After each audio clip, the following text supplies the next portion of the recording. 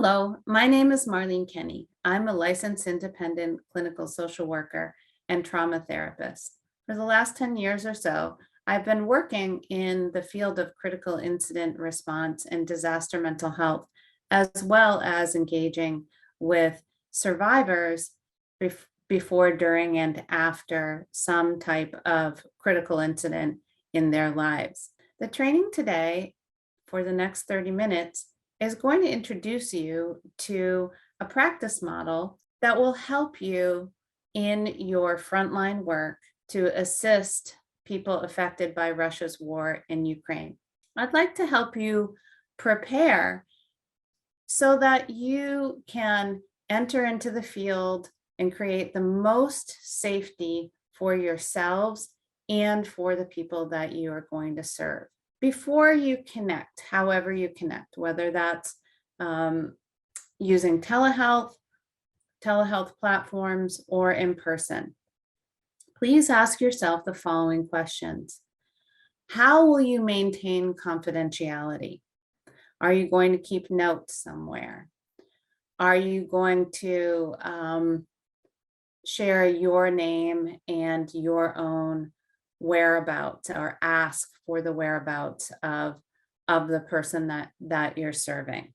Please prepare ahead of time so that you may enter into this domain with the maximum amount of cultural humility. Find out what you need to know about the region of Ukraine, the city, what's going on with the person that you are planning to serve, as much as you possibly can, so that you can have a sense of collaboration and transparency, so that the survivor you're working with doesn't have to do a lot of updating about their whole situation, but also so that the survivor can be the driver and you can adapt your services according to truly what they need. Think about remaining within the scope of your role and expertise. We know that these survivors are coming and talking about a lot of what they have been through, but just remember how you are there to serve, and try and stay within the scope of the work that they're expecting you to do. This creates a lot of support and a container that will help keep you safe and protected, so that you're not over giving, and the survivor you're working with safe and protected, so that they know what to expect, and you'll be creating the maximum amount of predictability. This is a really important piece. Educate yourself as much as possible on resources and formal response systems that will be available to the person that you'll be working with. For example, are there any local suicide hotline numbers? If somebody needs help with shelter, what resources might you send to them? That can be found in a formal response or incident command system, or in the host of NGOs that are serving and responding to Russia's war in Ukraine. Be visible and available as much as possible, especially in telehealth, making sure that the camera is on really from as much of the top of your head to your midsection as possible. This just helps give a sense of transparency and safety, so that the person can also sort of be tracking as much of you as you are tracking of them. Please do not disclose your own trauma experiences, your history, or your story. The rule of thumb really is, if I share something about my own experience, is it helpful? Is it helping the person that I'm working with? The tendency sometimes is to say, yeah, I know what you're going through because I went through this myself. This is not something I would recommend saying, because frankly, you don't know what somebody's going through. And a lot of times survivors find that off-putting. And we want to maximize the amount of time that you actually get with somebody, which may be only one time to engage, with what the survivor needs and the survivor story themselves. Consider what's going on in your own life before you say yes to supporting somebody. Is it a good time for you? Are you feeling well? Do you have the capacity to engage in your own self-care so that you can support yourself when you're taking on the experience of somebody else? Is this a match for you? And then it will be a match for the person that you're working with. Remember, survivor is the driver. And so assessing what the need is, what's in front of them, and how you can help are the three main questions that you will be using no matter what your purpose is for connecting, to make sure that you're staying in collaboration with what the survivor needs. It's helpful, I think, to have a grounded definition of psychological trauma. Remember that people can be exposed to the most horrific things and not meet a diagnosis for post-traumatic stress disorder.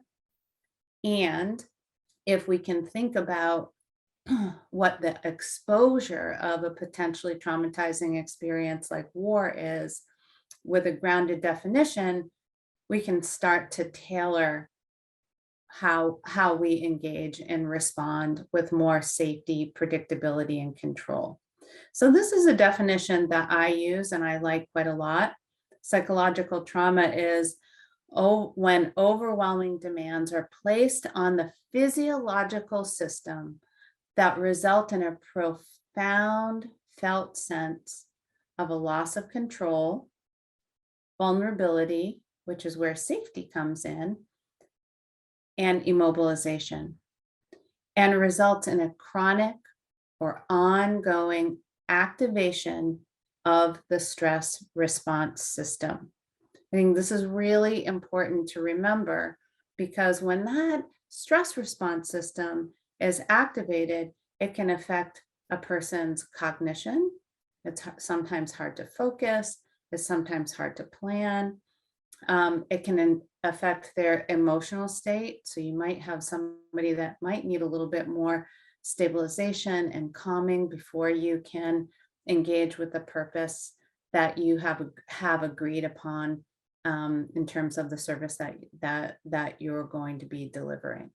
Just in general, and very oversimplified, the dynamics of collective trauma are really complicated, right? So depending on a person's individual experiences with their own interpersonal violence, sudden loss, life-threatening accidents, and the dose of a potentially traumatizing event, it really affects a person's experience of trauma. So there's a lot more going on before the war and during the war, depending on an individual and a community's experience and dose. This can really be dependent on the nature of help and support giving systems, of social relationships, the kind of deprivation or need that the person is experiencing.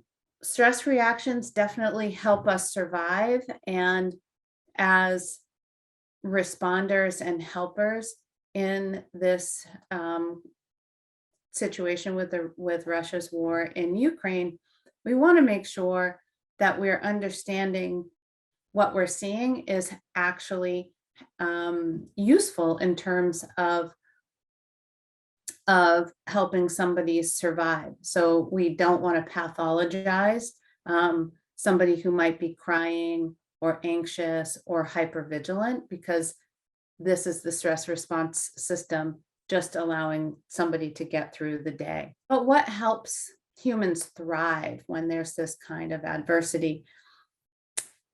Helping reduce the stress response, right? Just a little bit of breathing or calming down enough to be able to make a decision for what's next, for how to maximize the kind of help or service that you are providing, perhaps.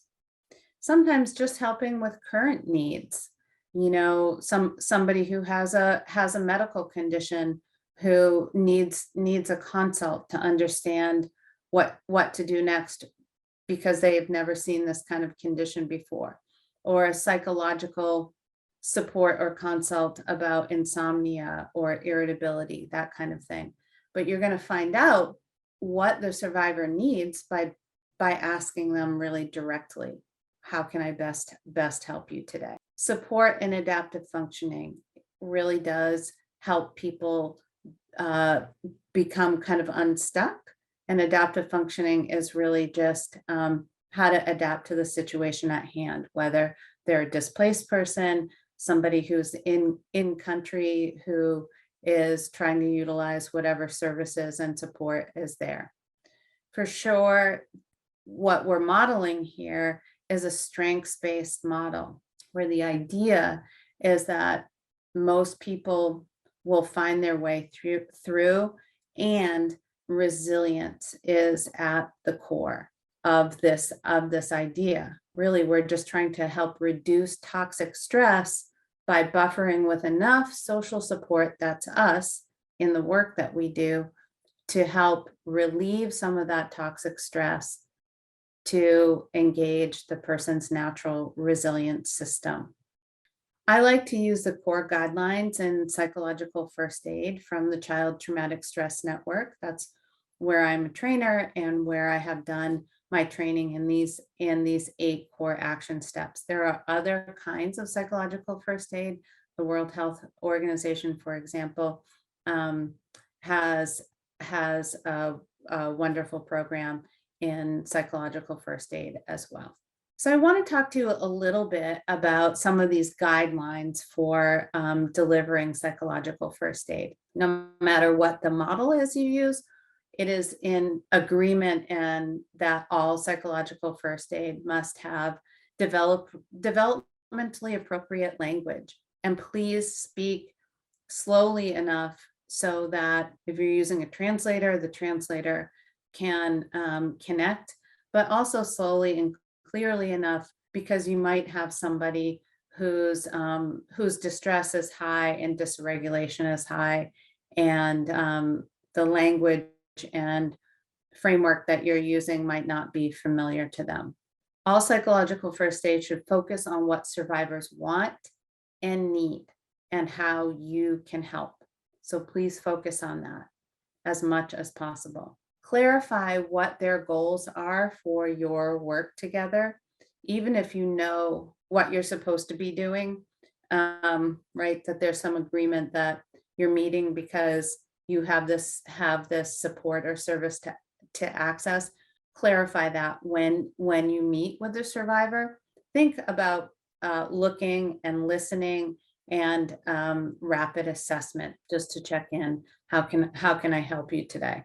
We planned to meet to talk or work on this, but is that your understanding as well? That creates a lot of safety and transparency together, and automatically starts on a footing of collaboration and making the most of the time that you have together. Acknowledge what the survivor has done to stay safe already, to get to this moment with you. You've been able to do so much to get to safety, to find a shelter that will protect you and your family, to continue to operate in whatever you've known. But please acknowledge that if that person is with you, they have done a lot to get there today. Make sure that you're giving accurate information. This is really important. Sometimes people may ask you what you know about maybe the political context or a certain situation, or they might ask you about a diagnosis or problem that you might only have marginal information or to be able to fully answer them with. So just let them know what you know and what can be verified, And if it's something that is, again, outside of your scope of practice, you can say, I'd be happy to check on that to give you the most accurate information possible, but I'm going to have to do that between sessions. Next time I see you, I'll update you with a correct answer about this. Again, transparency, accuracy, collaboration creates a kind of psychological and emotional safety that is really, really important for managing the impact of potentially traumatizing experience. Lastly, observe first and approach with care. So be assessing and trying to understand what you're seeing, and approach slowly. You might have to change your agenda. It may not be a mental health service or maybe a medical service the first time that you meet, after you do an observation and assessment and checking in with the survivor. So just give yourself permission to take a big breath yourself, slow your own reaction and system down so that you can really observe, assess, look, and listen and connect with the survivor to find out what they are prioritizing for your time together. So there are really 5 primary elements of early intervention that have been replicated again and again in the original research by Hubfall and colleagues, really starting with safety first. And safety is not just physical safety. We'll talk a little bit about how you can assess for that, but also creating a kind of emotional and psychological safety that we just talked about. Transparency, privacy, being explicit about what you're there to do and what you're not there to do, and confidentiality. After that, you can add some calming, whether that's just paying attention to that kind of low and slow voice, right? Where you are speaking slowly enough so that you're not going to kind of agitate the survivor on the other end, and in a way that creates a kind of calming effect. This is really important on telehealth. And what does your own environment look like? Are you bringing a calming environment? Can you talk to them about how to bring calm into the setting where they are talking to you, right? If it's noisy all around them, is there a quieter corner where they might be able to meet with you? Can they, are they warm enough? What else do they need to bring calm and comfort into the setting where they are, as much as possible, of course. The 4th principle of early intervention is, we talked a lot about the survivor as the driver, and this is really from the principle of self-efficacy, although that says self-efficiency, it is actually self-efficacy. And that is really putting as much predictability and control into the survivor's hands, offering choices, talking about what can you do to create 10 seconds of safety inside your body, right? Just helping remind them that they have the capacity to find their way through this. And sometimes that's connecting with other resources, with practicing certain things in between sessions, that kind of thing. And lastly, and at the bottom, all of these things together create hope. We can't have hope without safety, calming, comfort, and self-efficacy, right? Hope in recovery, in connecting to some continuity from the past to the present and into the future. And that's really what we're here to do, is to hold the hope and to help create a contagious sense of hope that the person that you're working with can get their needs met and take the next step toward finding their way through whatever is happening and what you're connecting or with them around. So psychological first aid has 8 core action steps. This is something you can go on the National Child Traumatic Stress Network and do the online psychological first aid training. It takes a little bit of time. It's pretty interesting online training as they go.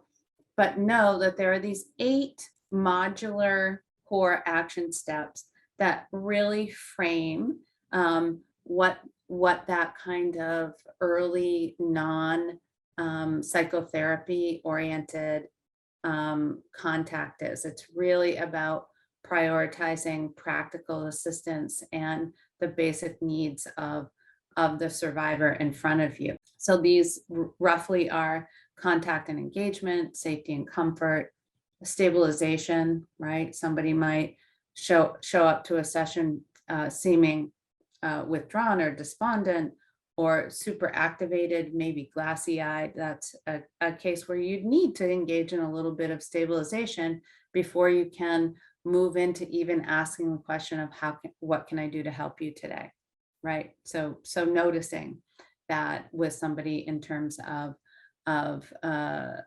looking, listening, and assessing. Information gathering, we'll talk about that.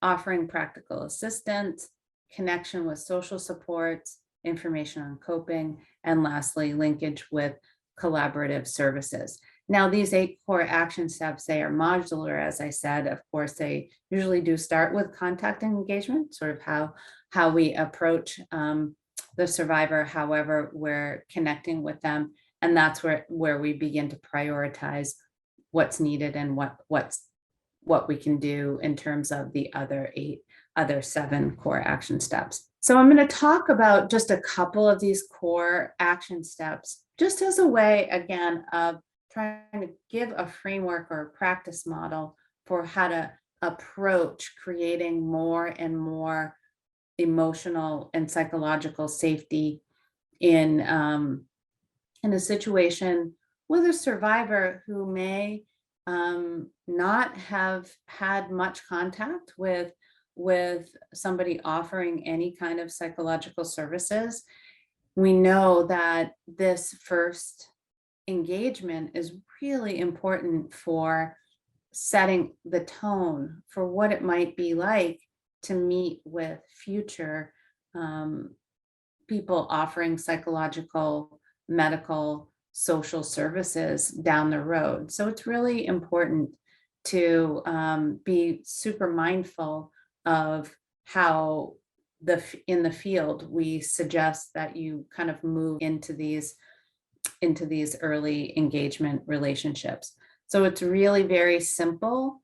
This stuff is definitely not rocket science, but we know that preparing yourselves ahead of time will keep you in the lane of early response and help protect your psychological safety, right? There's a sense of, oh, I know how to do this. I feel prepared for this.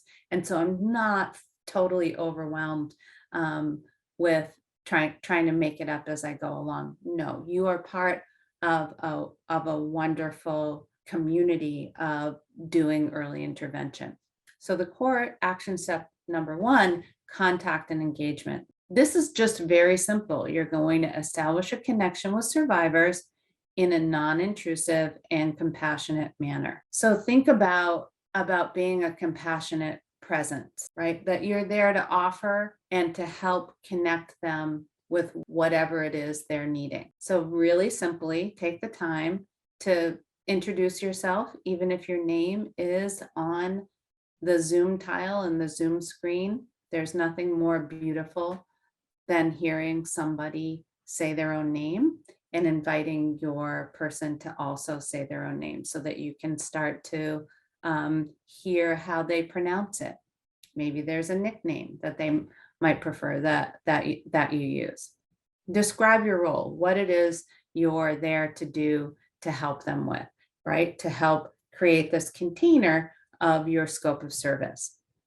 Once again, ask for permission to talk. Explain what you think your objectives are, and then ask about their immediate needs. You might say something like, is it okay to spend the next 30 minutes or however much time you have contracted together to meet, right? So you're going to ask for permission. This creates more emotional and psychological safety. You're going to set the amount of time that you have and that the survivor needs to set aside, right? And please stick to that time frame. Even if you need to renegotiate it, let's say that you've agreed that you're going to meet for 1 hour and the hour is up and you still have a little bit more work to do, ask them if that's okay. Because that is another way that we carefully build in psychological safety for the survivor and for ourselves. Only give the time that you have agreed on and truly that you have and that the survivor has. Feel free to let them know, where you're coming from. I'm sorry to hear what happened to you. And as much compassion and authenticity as you truly feel, right? You don't need to sink into their story, but that's a way to extend and make explicit your own compassion for what the person has been through up until that moment, what the person has been through, not what it might be the reason for your service, for example. Core action number 2. This is really building safety and comfort. And the goal here is to just enhance immediate and ongoing safety and to provide physical and emotional comfort as much as possible. So physical comfort, you can't do a lot when you're meeting virtually, but maybe you might suggest to them, would it be possible for you to get a glass of water or to bring any other comfort item into this around you that you might need for this meeting? If you're in person, that might be a time where you might find a chair, some tissues, some water, some things that just assist the person in feeling cared for and comforted to the extent possible. So you might say, are you comfortable where you are, or is there a more private space for you to use while we talk? So that again is offering the survivor the opportunity to say, no, I'm great where I am, or now that you mention it, if I turn my screen or go into the bathroom or some other part of where I am, I won't have people in the background, or somebody won't hear me, so I can speak privately. It's just an opening to create and offer more privacy, maybe some problem solving around privacy, which creates more psychological and emotional safety. On the other hand, somebody might feel like, actually, I really I love having my family or friends around me because I don't know you, and I like having them observe what's going on and they know everything about me. Survivor is the driver and they get to decide who's in the room. Our job is to just offer to be more mindful and to create more safety and comfort just in terms of what we're doing. Check in with them about physical safety. Do you feel safe enough where you are right now for the next hour, right? There may be something going on in the neighborhood, but they feel okay where they are right now. Increase psychological safety by creating informed consent, establishing confidentiality, and predictability of services and follow-up. So again, informed consent in the mental health field is really just to say, here's what I'm able to offer you. Does it make sense for us to move forward? So what that we're approaching with a kind of cultural humility, but also a trauma-informed approach, to give the person the opportunity to say, oh, I thought that this was going to be a meeting about X, and you're telling me that this is a meeting about Y.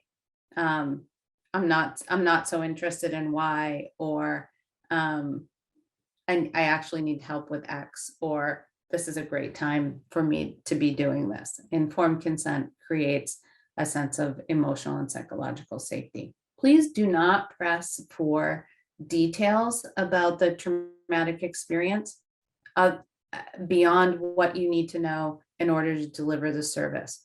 Sometimes survivors will want to share their story and what they've been through. One, because they think that you might need to hear it, or you might want to hear it. And two, they might not be aware that they're doing that. In any case, our job is to not ask for more details than are necessary. We don't want somebody to have to disclose any information that they're not comfortable with and that is outside of the scope of service. Please don't share your own personal trauma stories, even though you might even be from the same community or region, right? We don't want the survivor in a position to have to feel like they have to take care of you, or to do that bonding around what happened. This is an opportunity to assess and take care of the needs that they have right now. Please ask about immediate physical and social comfort and how it can be adapted or increased in some way. So who's around you? Do you have somebody with you, or somebody you can talk to that can help you after you hang up from this call, to continue to move forward with the need that we talk about, for example? Are you sleeping okay? That's a part of physical comfort. So finding out sort of what's happening right now. Are you warm enough? As a way to sort of problem solve. And this doesn't have to take a lot of time.